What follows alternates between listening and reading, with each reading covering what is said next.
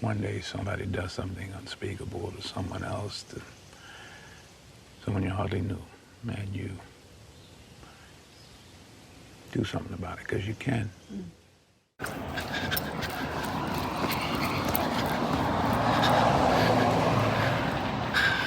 right, guys.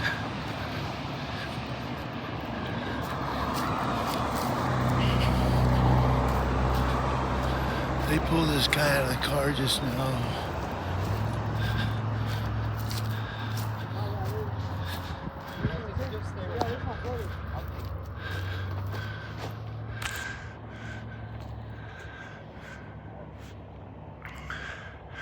So this cop just pulled him over and pulled him right out of the car.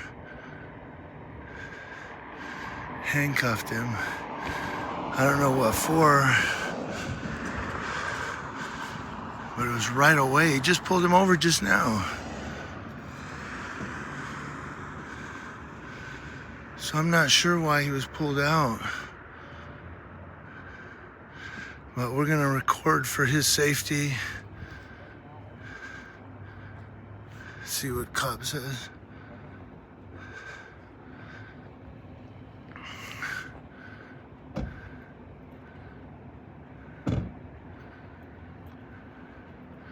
So he pulled him straight out of the car. I wonder if he gave consent to search though, or if there's probable cause.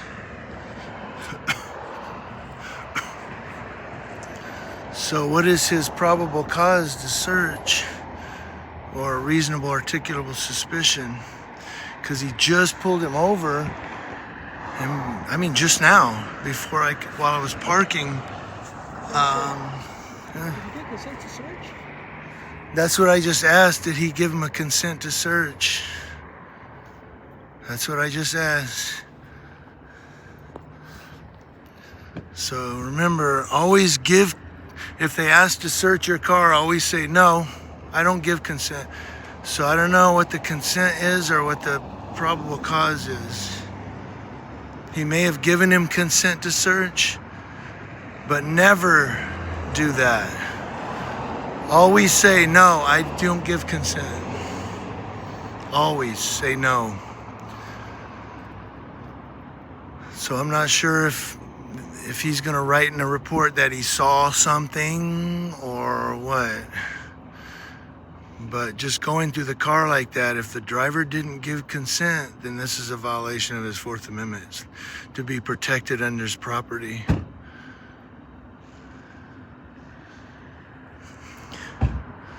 So if he didn't give consent, then his civil rights could be maybe violated. So that's what we're looking at here. Trying to see what the year is.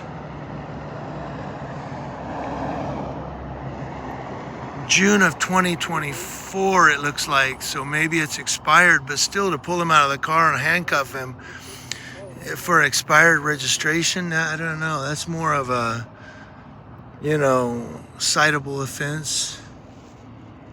I mean, maybe tow the car, but you don't handcuff him, throw him in the back of the car just for an expired registration. You ask him to stand to the side, give him a citation.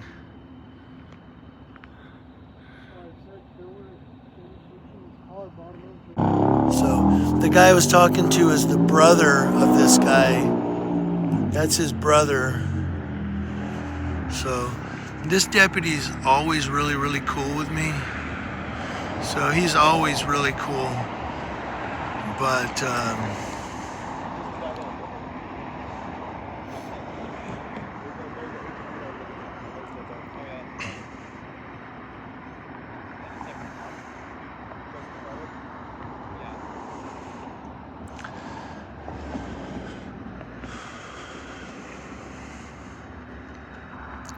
yeah, this is a questionable traffic stop right here.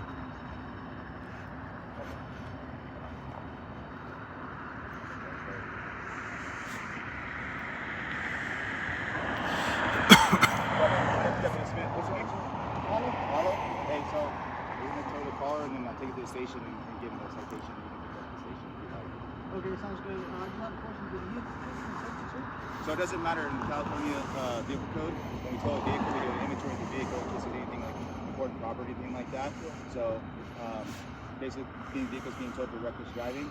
So make sure there's nothing valuable or any weapons or firearms in there. So you don't need consent to search the vehicle.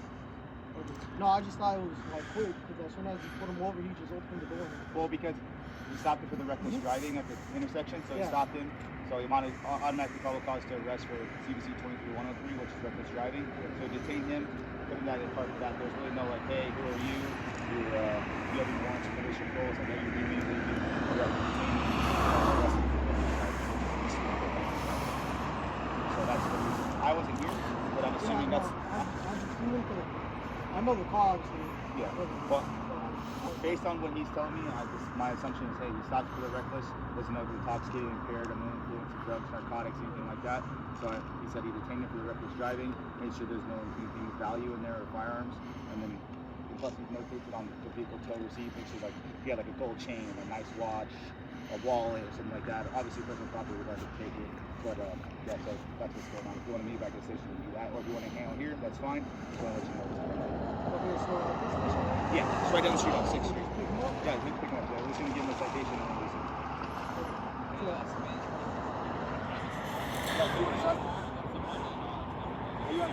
Personal stuff? Yeah, you wanna grab his personal stuff? I'll walk you through that. Okay, so what this deputy said in summary, if you didn't hear it, I'm going to repeat it. Per this cop here, he observed this vehicle violating CVC 23103, reckless driving. I'm going to look that up. We get 23103 a lot here in Yucaipa. But he said CVC 23103, and then he said it was... the initial stop was for reckless driving, and then he said he was detained and handcuffed for that right away. And because of the expired registration, it's June of 2024, he said automatically said, well, we're going to tow the car because of the reckless driving. And it is true that once the cop says, I'm going to tow the car, no, they don't need consent to search at that point because they're going to tow it and they have to do an inventory. But I was just questioning at how quickly it went from handcuffed, put in the car, to searching the car. That was just my question. I was like, that was really quick. Here's a third cop. He's going to keep going. But that was my only question, was how quickly he jumped in the car. And I thought, did that guy give consent? But this deputy here pretty much outlined it.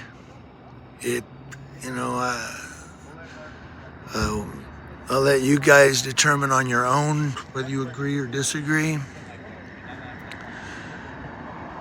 Usually they don't,